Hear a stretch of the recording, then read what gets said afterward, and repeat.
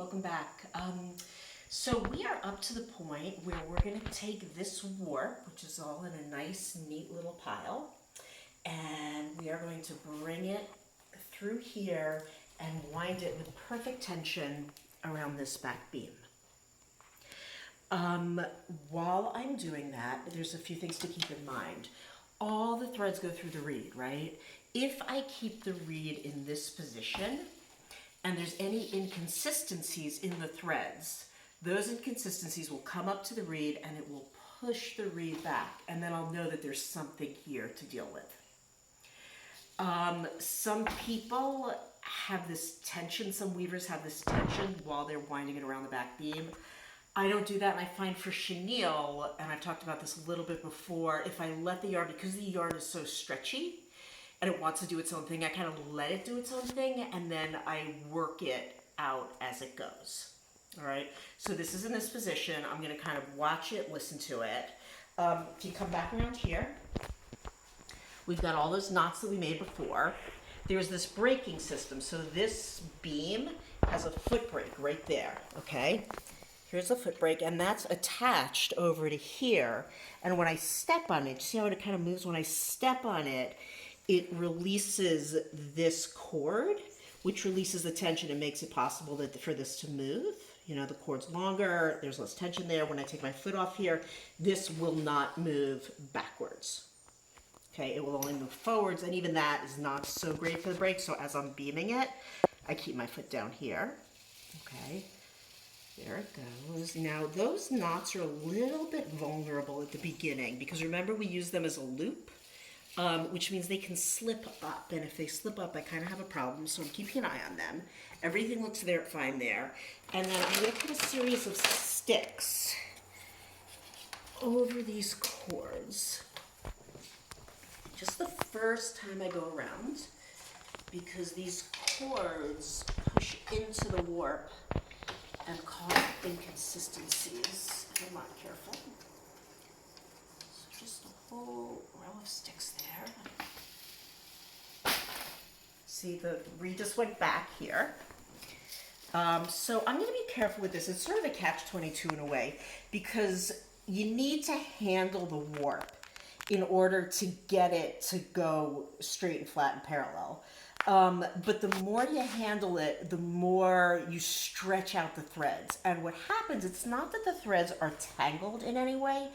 It's that some of the threads are a little bit stretched out, so they're a little bit longer, and that bit of stretchiness wraps around the other threads. So the first line of defense here is I'm going to pick up the whole warp, and I'm going to just give it a good hard yank, right? It's not a yank, it's, yeah. And then I'm going to see, does this move? Okay. I'm never going to force the reed through the threads, because then I'm going to break the threads. And then if you come over here, I'm looking at this and I see, oh, okay, you know, that thread's over there. I'm going to give it a little bit of a pull, right? There's a little bit of something going on here. Just going to gently, like, look at where the issues are and work them out. And then I'm going to leave it alone. There we go. Okay, now I'm going to come back to the back.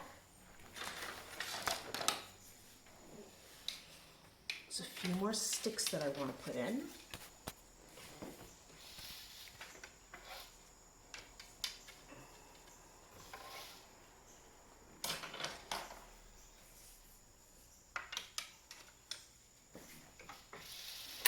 Okay, so now I've got a nice packing of sticks there, and that's when I start, and I use the rolls of paper. Put that paper in there, and then I'm just going to let go of it so that I'm not tensioning it in one direction or another. Okay, my beater just went again. As I'm doing this, as I'm working here, I am always really careful to not work at it from an angle like this or like this, but to really work it straight on so that I'm not pulling one side more than the other, which will cause even uneven tension when I'm weaving.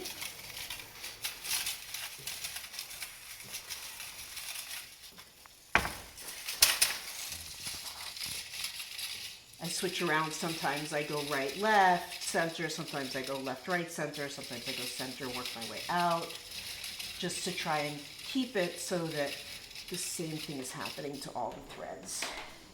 Okay, I'm back around here again.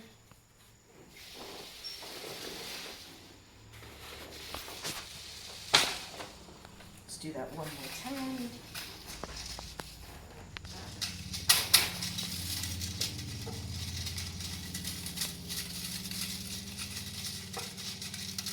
There, move this forward.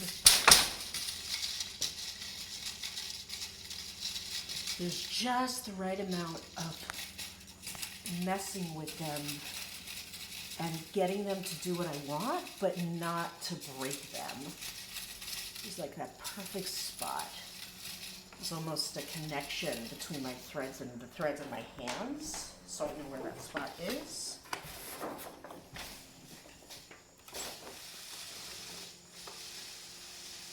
Okay, that time I didn't get that far, but I'm going to show you one more thing here. See, it's a little bit, funky there, but it's okay. I just, piece by piece.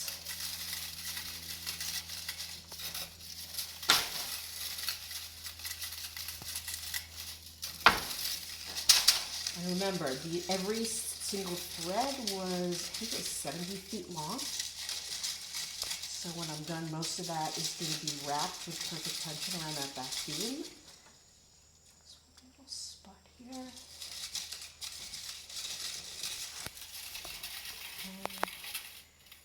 You can see right here while I was winding the warp, I had broken a thread and I just put another one in.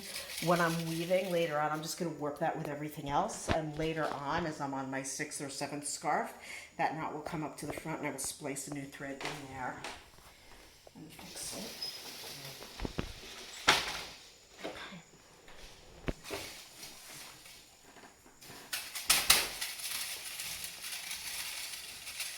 So remember what I said before about how a lot of weavers will do this and keep the warp somehow under tension while they're working.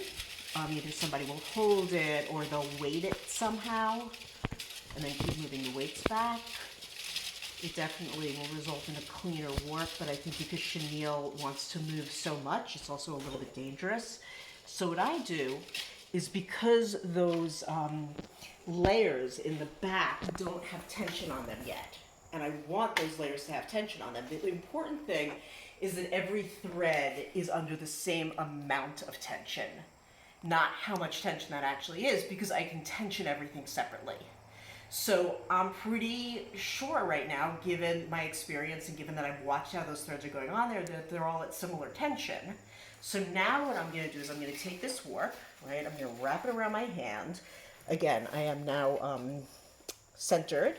I'm going to take my foot, put it right there. That's holding the loom back, and I'm going to give the whole thing a nice hard pull. And as I do that, all the layers in the back tighten up. And then I'm going to go back to winding.